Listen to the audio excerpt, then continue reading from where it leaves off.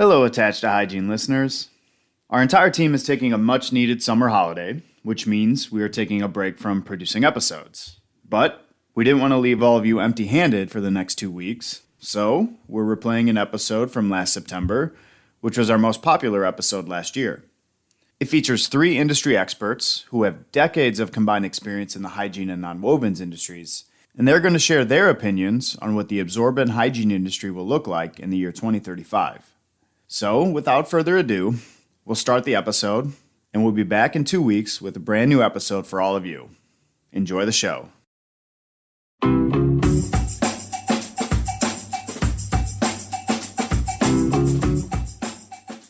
Imagine it is the year 2035. What does the world look like? Is the planet warmer? Are your favorite coastal cities underwater? Have we been able to curb the effects of climate change? What technologies have been developed? Are electric cars the dominant vehicles on the road? Are wind and solar the dominant energy sources? Or are there new energy technologies available? What's going on in the disposable hygiene industry? How have the demographics changed? Which trends are still important in the industry and which are not? What regulations are producers and their suppliers facing? We certainly can't predict the future, but we can make some pretty good guesses based on current trends and market shifts. And luckily, Bostik is here to help.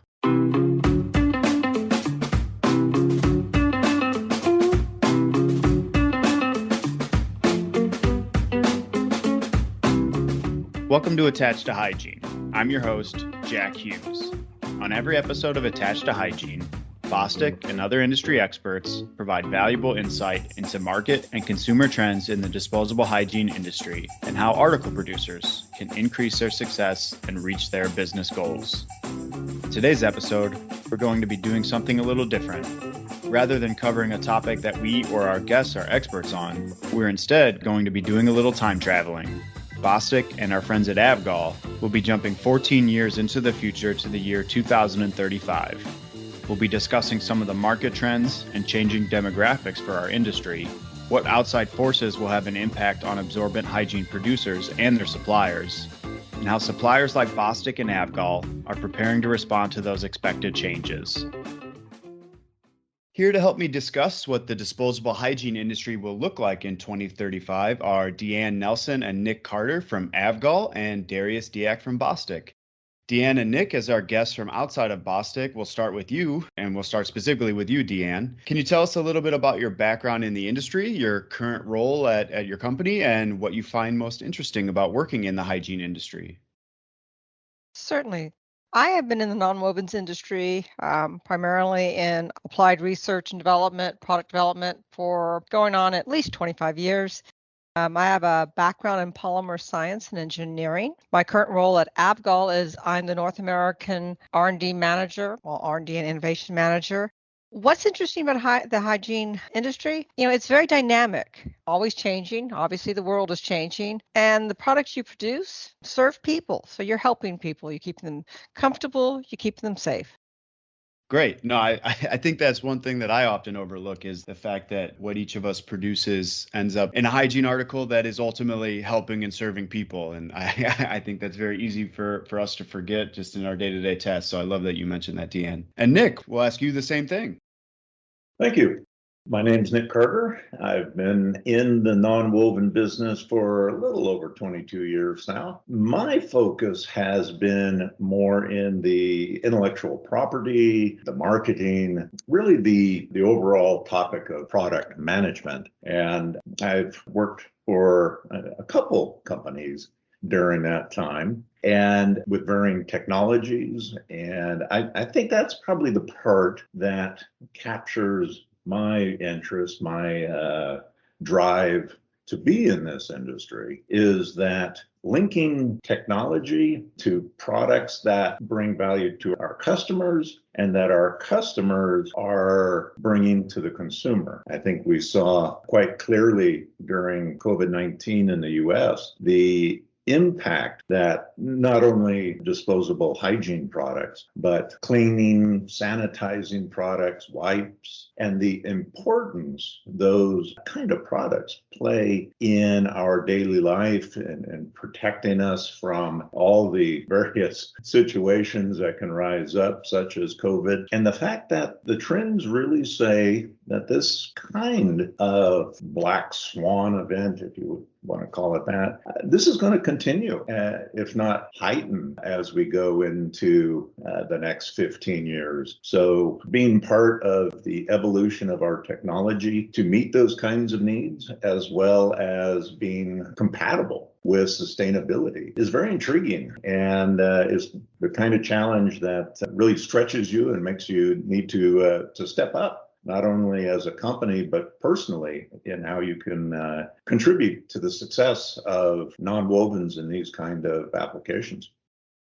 I really love that you mentioned that. And the Black Swan event, I think for, all four of us are in the US right now, and it's just, we're a week or two into summer and it's already been pretty crazy here with weather events and along with the continuing supply chain issues that we're seeing and still dealing with the global COVID pandemic. It's certainly making for a very interesting summer. And Nick, I completely agree. I can't imagine that these type of events are just going to disappear. So that flexibility that you mentioned, I believe you said, is definitely going to be important. And on top of all that, as you also mentioned, being able to adapt with the trend of sustainability, which we'll also touch on a little bit later, is definitely going to be key for any players to continue to play and succeed in the market. So definitely a great point there. And last, but certainly not least, Darius, would you mind introducing yourself and your role at Bostik and telling us what you find most interesting about the hygiene industry? Sure, happy to. So I am Darius Deak. I'm the Global R&D Director for Hygiene or Nonwovens adhesives at Bostik. I've been with Bostik for about 18 years. I've only been in the hygiene segment for 5 or 6 years now, so I guess I'm a little bit of a newcomer in some respect. I love the answers that everyone gave regarding, what was most interesting about hygiene. I think those were great answers, and I can echo a lot of them. But what I'll point out is for someone who was in other parts of the adhesive market and then moved into the hygiene adhesive area, to me, when I came in, it was an area that looked not like a high-tech area. You think about diapers and fem pads, and you don't think high-tech from the outside. And then when you get immersed in the technology, it was just amazing to see the high tech that's involved and the kinds of technology to be able to produce these things and make them so that they're safe and that they function. And just the amount of science behind all of it, I found really stimulating and really, always got my imagination going and really helped continue to drive our innovation. I completely agree. As also a relative newbie to the industry, only just under 5 years in the hygiene industry, the amount of complexity that goes into creating a hygiene product, whether it be a pad or an adult incontinence product or even a baby diaper, there's a ton of technology and innovation in those somewhat simple products. They're not simple, but I think from the outside world, people certainly perceive them as simple. And yeah, it's amazing just to, once you dive deep into the individual products, see how complex they are, and add to that all the machinery and products and materials that go into making them. It certainly makes for a very innovative and high-tech industry, as you said. So now that introductions are done, I want to give credit where credit is due to Nick and DeeAnn and the team at Avgol. The idea for this episode came from Avgol's presentation at Hygienics 2020. And for those that don't know, Hygienics is a hygiene and nonwovens industry conference that is held every year here in the United States or in North America. And last year it was held virtually, as a lot of events were. But the presentation you gave, I thought, was incredibly creative, and it was a great look at where the industry could be heading. And I know we'll be discussing a lot of the points that you mentioned in that presentation. So I just want to give you both of you credit for that. And I'm looking forward to really diving into it further today. Before we dive into what consumer and product trends we expect to see in 2035, 10 years from now, 14 years from now, or even what position the world and the environment will be in at that time, I want to start with some predictions that we can feel fairly confident about, and that would be market demographics. So, Nick, what are some of the current changes and trends in market demographics we think will have an impact on the industry by 2035?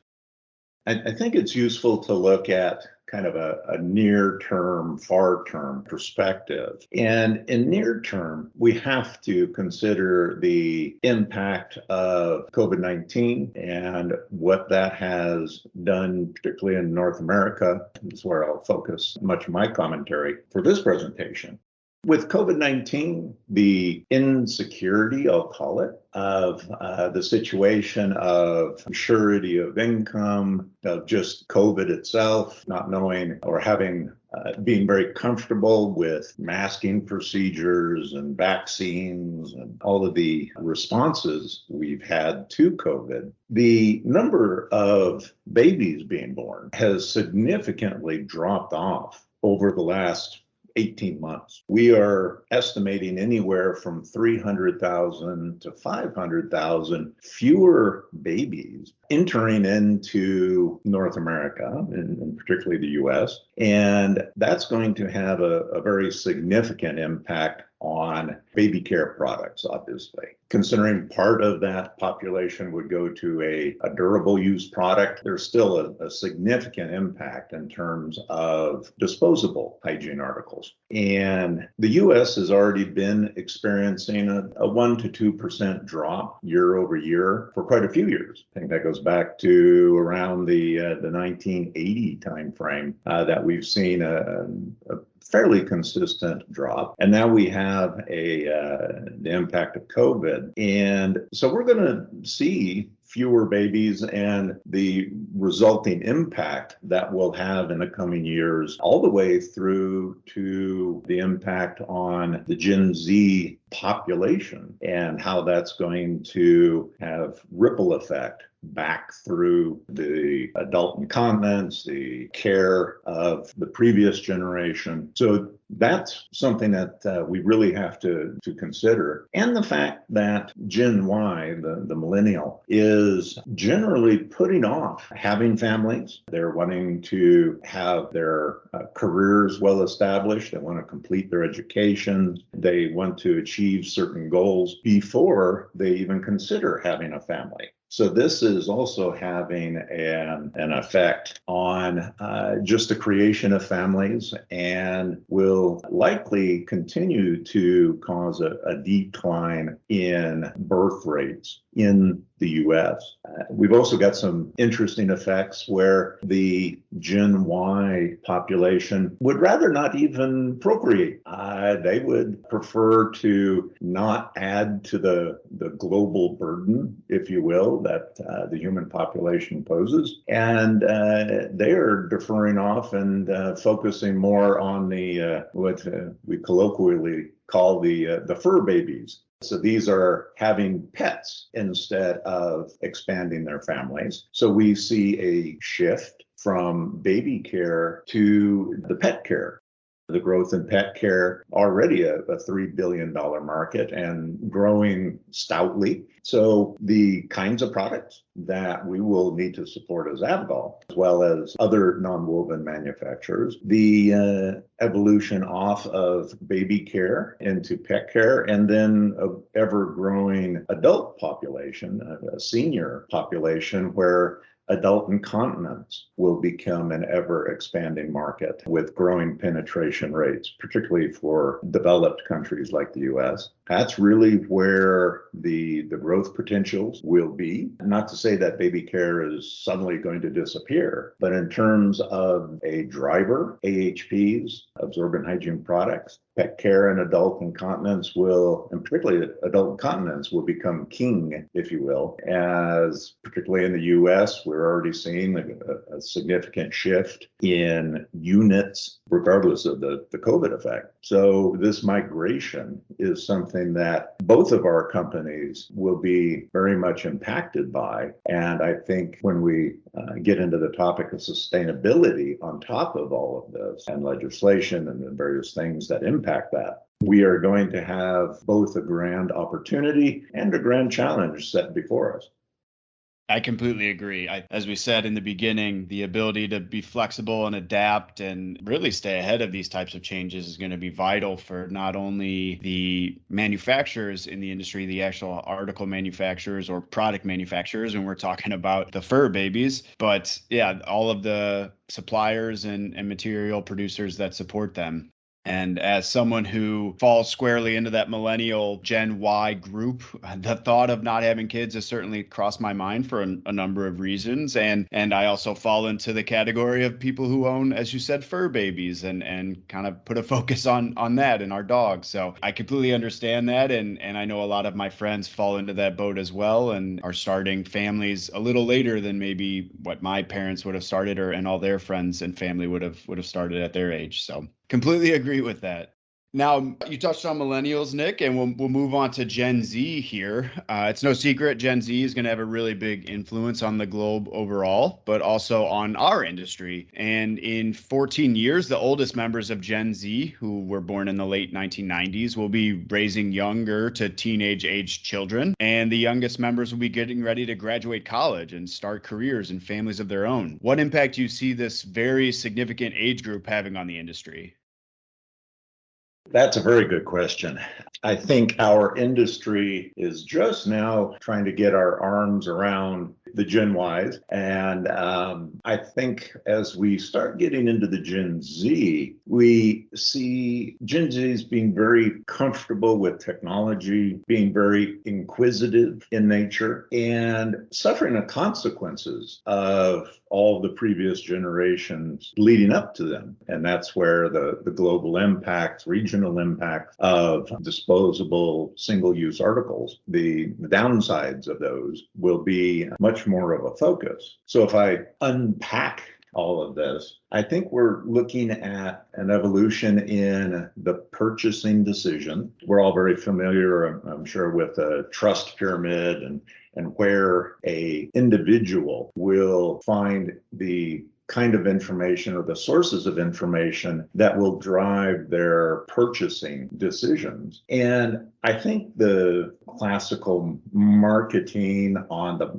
attributes of products, I think that's going to go away and be replaced much more with a view of why is this product best for me? And we see the foundations of that and such things as Amazon, where going to the reviews of the product and skipping the specifications, so to speak, that's what's going on. If other people like a product for their various reasons, that has more sway than our touting of particular attributes in a fabric or in a product and how that brings a value proposition to them, the consumer. And when you take that decision process and the fact that the Gen Z could be, particularly in 15 years, they may be dealing with their grandparents, which would include me over here in Gen X, buying products that grandpa needs to improve the quality of life. So the consideration process is going to evolve where that the input of others holds more sway. Adult incontinence, on baby care, on menstruation management products. All of the kinds of AHPs that we are involved with today, seeing those decisions being made at a different level or in a different way. And then the impact of sustainability and whether it be some of these programs such as pay as you throw or the orange bag programs. However, waste management evolved into managing the bringing products, used products in and affording recyclability to those products. That's something that the Gen Zers will have to consider more closely than I think any previous generation. And then I think one other aspect that's going to impact the decision process of the Gen Zers is that obviously e-commerce will be even more so the mode or the channel of purchase. Brick and mortar will continue to go away. It brings a cost to products, and having brick and mortar that really doesn't impact in a beneficial way the decision process. And being smarter about product design, how these products are used, the ease of use, and particularly the cost of use as we look at how the Gen Z population, the income potentials, the impacts of just how many Gen Z there are, that ratio to an aged population, being able to support not one parent, but potentially a married couple. You may have 4 parents that are all moving into this phase of need. And because of ever improving medical capabilities, the science of medicine, and extending lifespans, the potential of having 4 sets of parents living well into their 80s and 90s is going to be much more likely than any previous generation. So I don't envy the Gen Z population. They're going to need to be able to do more with less. And I think as product manufacturers, as component manufacturers, it's going to be incumbent upon us to identify ways to also achieve more from less and make products that bring high value, but maybe have more inherent capabilities that are simpler in construction, that have a lower cost point. So this is going to be a very interesting interplay of variables as we get out into that 14, 15-year time period.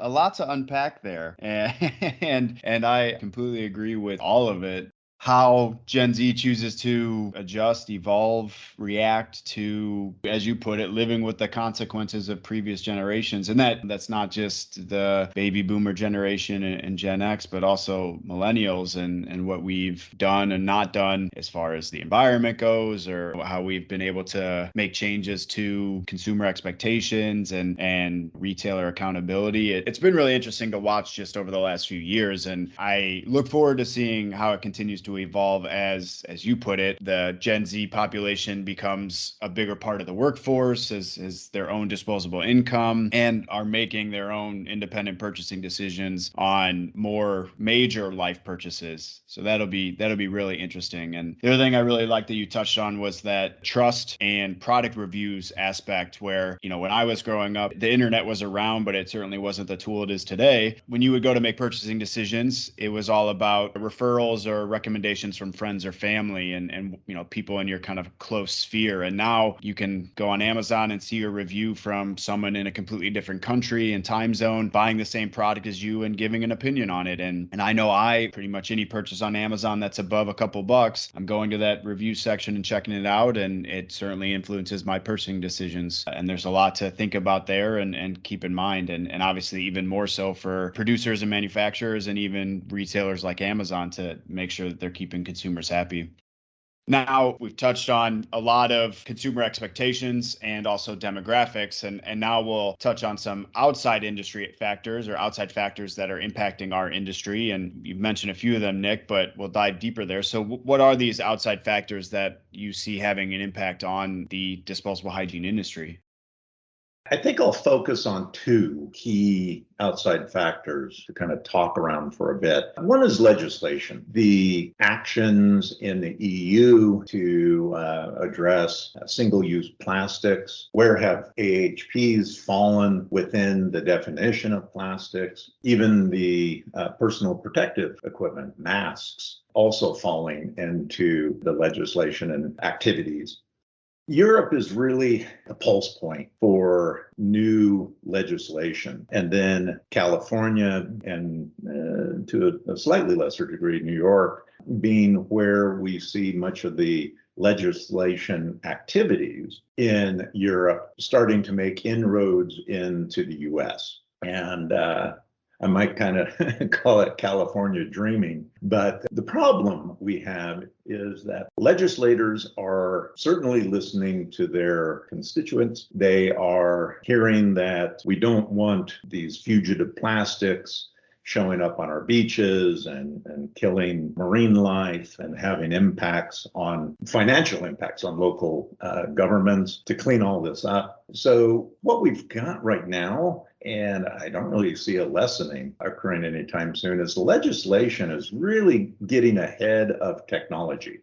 And this is creating some very difficult situations for us in that there's a desire to ultimately ban many of the in-use articles that are showing up as waste without a solution being in hand. And this is really quite a challenge for all of us that are vendors into these markets. And we should expect to see a progression of impact as the simplest products that are out in volume show up in these various waste streams, such as menstruation products. I think what we'll find is legislation will first focus there and then progress up through baby diapers, adult incontinence products, these complex articles that have multiple components, quite often of varying composition. And as those products become banned, what's the alternative? And are legislators considering the impact of these bans?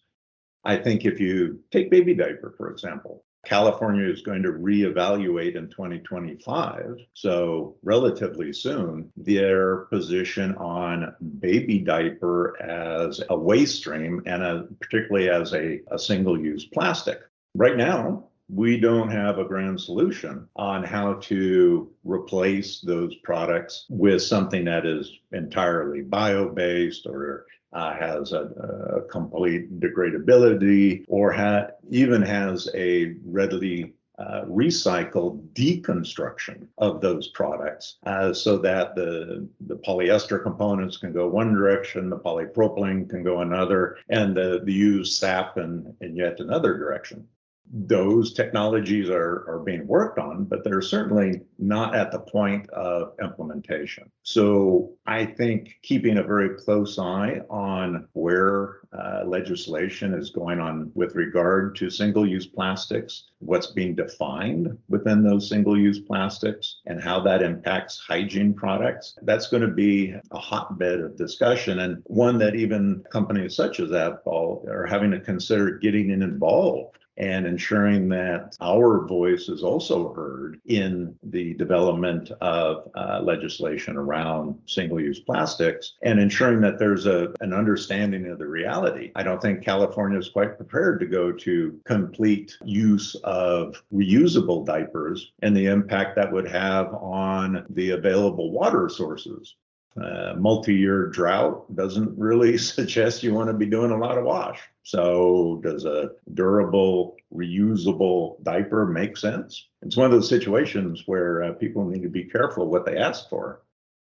The other topic that I'd like to touch on is again, the wonders of black swans. I think COVID really caught us unawares, and I don't think anybody would really argue that point, particularly when they went to the grocery store and tried to buy certain products during those times. The world is getting smaller with all the new technologies and integration of those technologies into our systems. A hiccup anywhere in those now rather complex systems suddenly has far-reaching effect. And I think we can not only looking at the grand effect that COVID had, but let's consider just the last 12 months where we've had, who would have thought Texas freezing over was going to be on the agenda, and the significant impact that had on resin availability.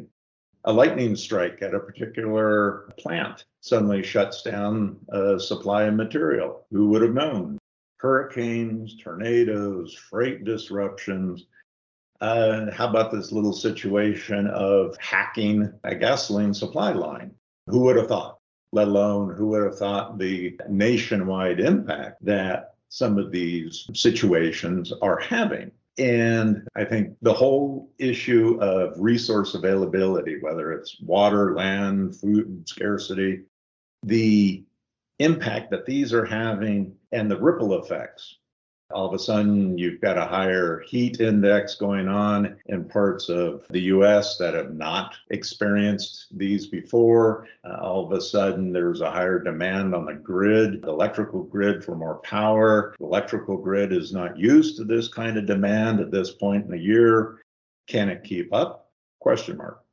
So going forward, I think we need to be a little more prepared. We need to take lesson from what's happened in COVID, what's happening now in all of these weather-induced events, and think about how these kind of things are impacting our businesses and how can we minimize those impacts, not only for our own business, but how that impacts our customers and then the ultimate consumer, and see where we have opportunity to make improvements that limit the impact of a black swan, an unexpected event might have on the product and the availability of product. Yeah, that preparation that you mentioned, I think, is definitely going to be key. And it's not just end consumers preparing or stocking up or what have you. And also not just, the people in our industry preparing for these types of black swan events, but also all the way up to governments and these pipelines and natural gas producers and shipping companies. It's really across the board. And it's interesting to see how, for lack of a better word, unprepared some companies and industries really are for some of these changes. But as you said, Nick, we're going to have to evolve. We're going to have to adjust and be prepared. Otherwise, we're going to continue to run into these problems. And I think that's maybe some of the positives coming out of all the craziness now of supply issues and disruptions, is people are evolving and realizing that, maybe what the status quo isn't always working out so well.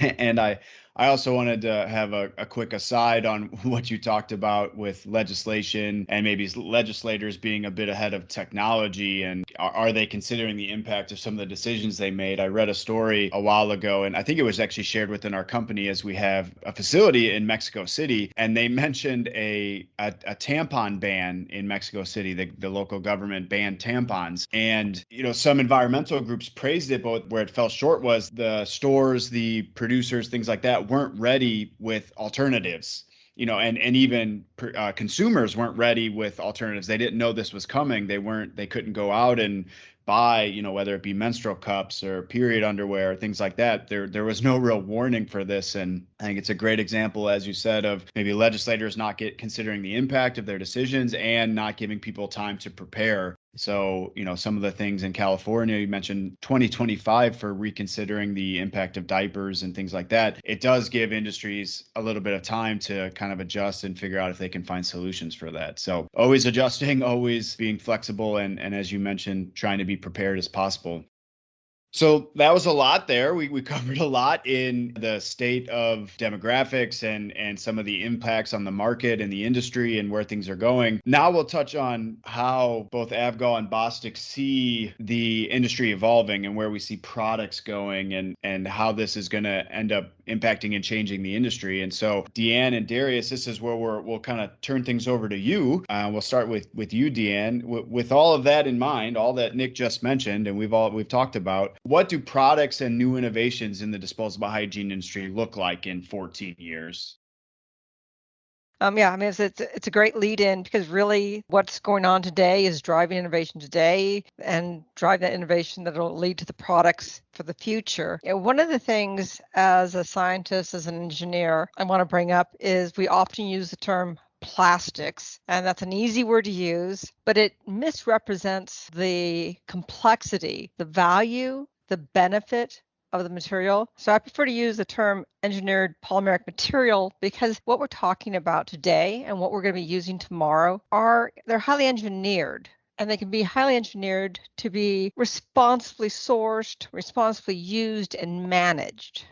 How we're doing that today allows us to create what we're going to be doing tomorrow. So during the presentation that we gave at Hygienics, we talked about imagine a modular type product. Again, how do you make something that's going to fit the needs of the consumer, but also be sustainable? So, having something that's a hybrid, something that's a modular, where you could have, depending on the application and the consumer's need, something that could be a combination of reusable and disposable, something that could be biodegradable where that makes sense, something that could be compostable depending on the region. I think what's really going to be key is it's not going to be one size fits all. As Nick mentioned, with California, if you go to a complete ban on that terrible thing that's plastic, that I would prefer to call it engineered polymeric material, it's a little bit simplistic. Okay, so we want to get rid of that bad thing. So we're going to go to 100% durable. Oh, wait a minute, there's a water shortage. So maybe in areas where there's a shortage of water, maybe it makes sense to have something that is compostable and uses less water or is biodegradable.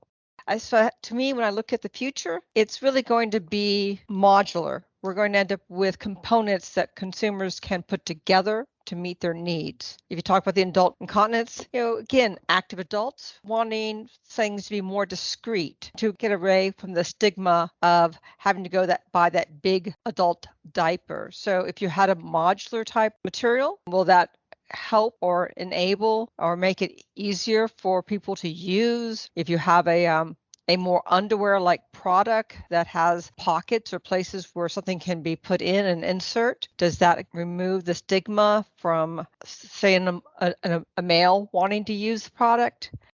I think it's really going to be in 2035, we'll have disposable products, we're going to have biodegradable products, we're going to have reusable products, and they're all going to fit together. Yeah, I mean, I think there's a lot we can build off there. I think from what Nick was saying earlier and everything about sustainability and new legislation, obviously 14 years from now, I think a lot of these things that are not ready today, such as a compostable solution, such as a recyclable article solution, all these things I think will likely be in place in 14 years. I mean, there's such a strong drive right now. And I agree, it's not going to be one size fits all. Yeah, I mean, that just makes complete sense that different parts of the world are going to want different solutions to what makes sense for their situation. I did really enjoy DeeAnn's description of plastic bans, because really, what is the definition of a plastic? And I also have a background in polymer science, and I think that always kind of amuses me, because okay, a plastic's a polymer, but then a polymer, so cotton's a polymer. I mean, where do we do this cutoff of what's a plastic and what's not a plastic? Exactly. Yeah. So I do get that, and maybe someone in the legislature has a definition somewhere that they use, but maybe a scientist could poke holes in that definition like 100 different ways. I don't know, but regardless of that, that's kind of an aside. I think when we look at these products, I think these points of sustainability, of safety, of meeting the needs of society are going to be driving what's out there. And I think it's kind of as simple as that. I mean, people are still going to need some kind of diaper or pad kind of solution. And so the need's going to be there. So how can we meet that need that also meets the changes that are happening in society? Oh, I completely agree. And again, I think, the thing is, today we struggle with the terms sustainability and what does that mean? Hopefully by 2035, we'll have a clear definition or an alignment on what it means. It's not going to be one thing, but maybe better defined than it is today. And then again, there's the hope that as you go forward, that what we're building today, the infrastructures, et cetera, all around, will enable certainly multiple approaches to sustainable management of materials, whether it's the circular economy where you have advanced recycling of polyolefins, whether where you have improved infrastructure around composting. One again can imagine having products that are designed for specific uses that can also have a built-in trigger or can have a trigger applied. So if the product is intended to be biodegradable, that it can be triggered when one desires it to start to degrade. I think these are going to be highly engineered. They may look simple, but I don't think that they will be simple. That's a great point, DeeAnn. For us in the industry, these products as they stand right now aren't simple, and maybe end consumers see them as relatively simple products, but as Darius mentioned a little earlier, they're not. There's a lot of technology that goes into them on multiple levels, and I agree. I don't see them getting any simpler as we start talking about needs for different regions and figuring out what does sustainability mean and things like that. That I just don't see them getting much simpler. That they're definitely going to get more complex to be able to meet the needs of the different players in the market. To touch on a few of the things that DeeAnn and Darius said. DeeAnn, I love the idea of regional products. It's something that I've never thought about. Darius and we live here in the Midwest. We're based in Milwaukee and Wisconsin, a little bit north of Chicago. But, out where Nick is in Arizona towards California, water's a little bit of a different thing. Fresh water is a little bit different. And we have a giant lake here near us that we use as a freshwater source, but those resources are disappearing in California. So as Nick and DeeAnn said, being able to wash a reusable product out there may not be a long-term solution. So do these producers have to have compostable or biodegradable products out there, but maybe in the Midwest we focus more on reusable products? And I think it'll be really interesting to see how that plays out. Are companies willing to adjust to that, or do different players come into the market that can support those type of changes or differences in one region, and while a different company focuses on a different region? And what does that mean for multinational or global corporations, and how do they adjust? I think it'll be really, really interesting. And DeeAnn and Darius talking about what is a plastic. We've been having discussions within Bostik about the single-use plastic ban in the EU. And even within there are some differences in what a plastic is that I found very interesting. And I don't have it in front of me, but the difference between, I believe, tampons were considered single-use plastics, but other similar items like pads and other things were not. And all of the things that go into that, and there's probably lobbying and things like that goes into it as well. And so it'll be really interesting to see how that works out. But overall, as we move forward, I don't want to speak for any of you, but I am very optimistic about where the industry is going and where the globe is going overall as it comes to sustainability. And I think as you mentioned, DeeAnn, the changes that are being made today, the things that are being put in place today are moving us forward to a better place, and one that everyone is adjusting to, but hopefully will be a more sustainable, environmentally friendly place than we are today. And Darius, as you mentioned, the health of consumers is top of mind overall, and so we want to be in a safer and healthier place as well there. Now, to wrap up, we mentioned these changes that we anticipate coming based on all the information that Nick shared. So I want to give the opportunity for both Nick and DeeAnn to talk about what Avgol is doing to address the trends and changes in the marketplace, as well as you, Darius, to talk about what we at Bostik are doing to address these changes and preparing for the future. So Nick and DeeAnn, we'll start with you. What is Avgol doing to address the changes in the marketplace? If I can kind of get the ball rolling. Absolutely.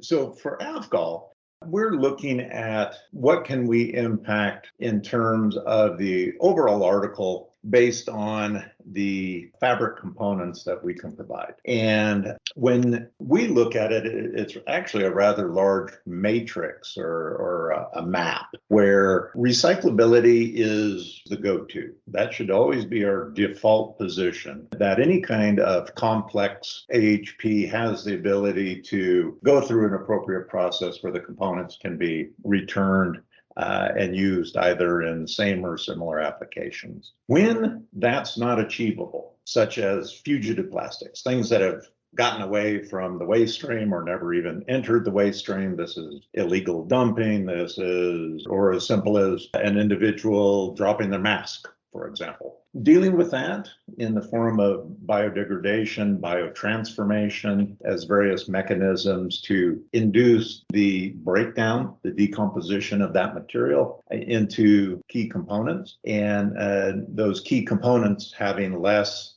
environmental impact than having the actual article wandering around causing any sort of undue or unexpected damage to the environment. So looking at that as part of our matrix, looking at replacing certain things as colorants, getting away from any of the kinds of colorants that may have a metal component and getting into more of a bio-based kind of colorant or bio-derived colorant. Same with surfactants. When we need to take a polypropylene, and we're very wedded to polypropylene and looking at how to bring polypropylene into the future as a sustainable material, making that hydrophilic and using bio-based or bio-derived surfactants that are also biodegradable. When you get into the whole biodegradation side and dealing with fugitive plastics and the significant financial impact that those are going to have for the key brands, dealing with all of that and creating a system that when it biodegrades doesn't create another problem, such as a release of a colorant or a surfactant or some either a melt additive or other topical that can cause a problem in the environment. So we have to take a very holistic approach to making sure that we've got technologies that work together. And as part of that, and a challenge I would come back to Bostik with is recyclability being first and foremost the best way to bring a used engineered polymer product in a used single-use product, being able to stick all these various components together in a durable way so that they survive the manufacturing process, the life cycle of use, and then having it be a product that can be deconstructed with increasing ease. How to get that polyester component out of being connected to a polypropylene component, which is next to a polyethylene component. All of these elements that are within, let's pick on a baby diaper, having it serve its life and then be adaptable to recycling and that deconstruct, the rapid deconstruction and ease of deconstruction of the used article back to those components that can then enter individually into a recycle stream. That's a hot topic, I think, for this industry in particular, and to come up with a technology that supports that kind of recyclability. Really, Nick, what you're really talking about is the change from we're continuing to design for performance, but now we must also design for sustainability. Indeed.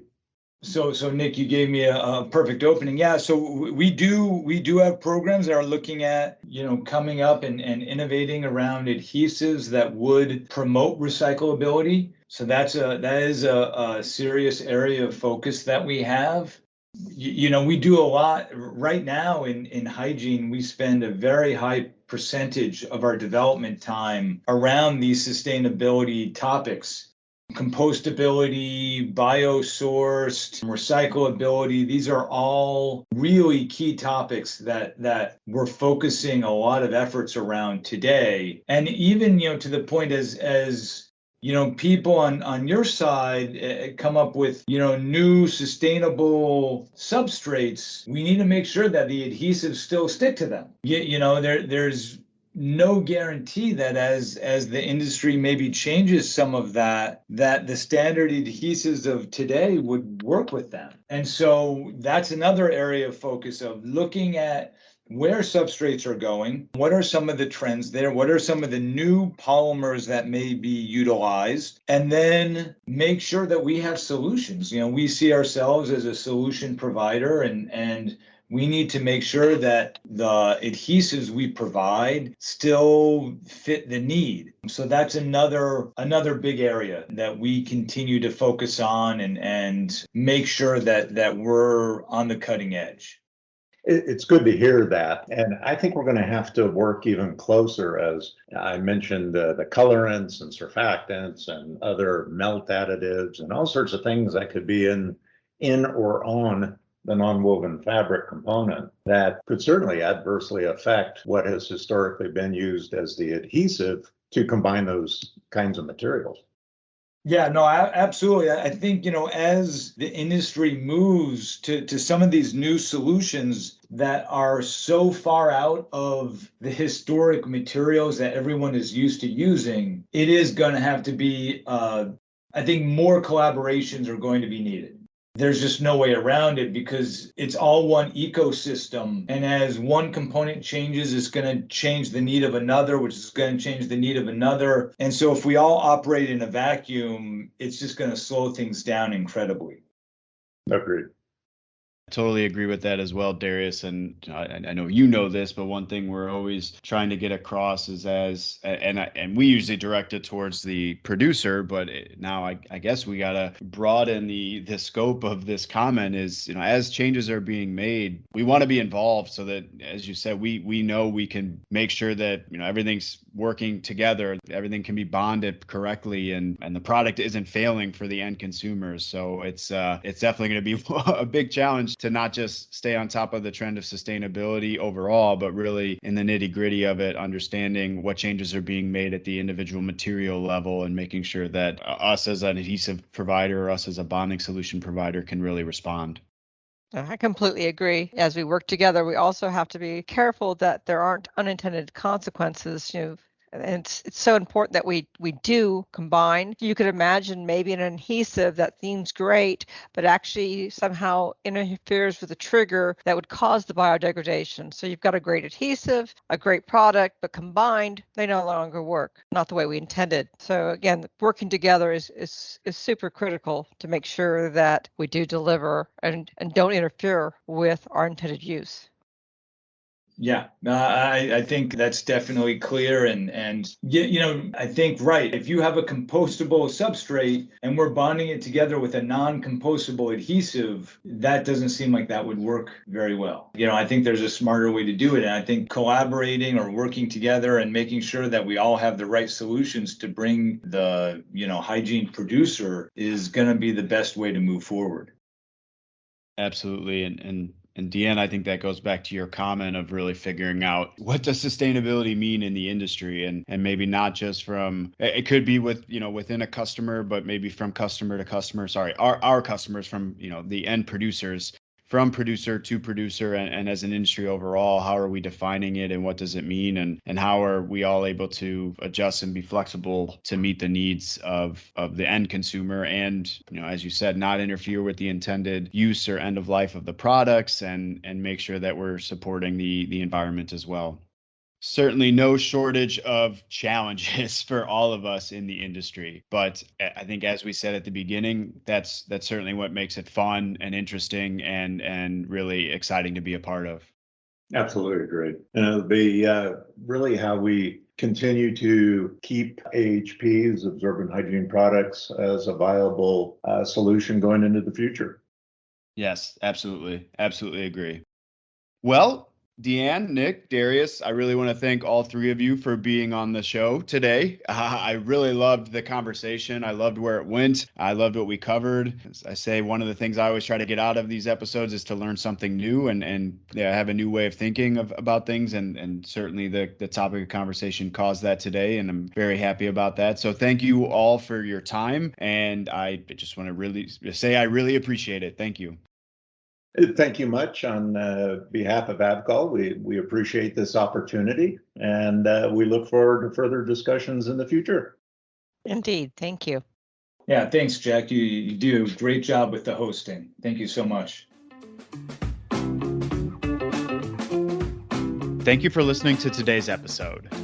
We've got more great episodes coming with guests from both inside and outside of Bostik covering a variety of topics, and we're excited to be sharing those with you in the coming weeks. Attached to Hygiene is brought to you by Bostik and is hosted by me, Jack Hughes. It is produced and edited by me with the help of Paul Andrews and Michelle Tonkovitz, Emery Chernus, and Nikki Ackerman at Green Onion Creative. Our theme music is by Jonathan Boyle. You can follow Bostik for more hygiene industry insights on LinkedIn at Disposable Hygiene Adhesives, or email us with questions, comments, or ideas for future episodes at hygiene@bostik.com. That's HYGIBNE@bostik.com.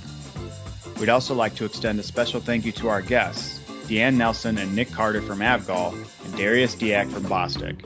DeeAnn and Nick are both on LinkedIn, and you can reach out to them directly at their email addresses, which we have included in the show notes. You can follow Avgol for news and updates on LinkedIn at Avgol Nonwovens. You can also find Darius on LinkedIn, or you can feel free to address any emails to him at the hygiene@bostik.com email address I just mentioned. If you like what you heard today, please subscribe to the podcast, rate and review the show, and share us with a friend or colleague. You can find Attached to Hygiene wherever you get your podcasts. Thank you for listening, and we'll see you next time.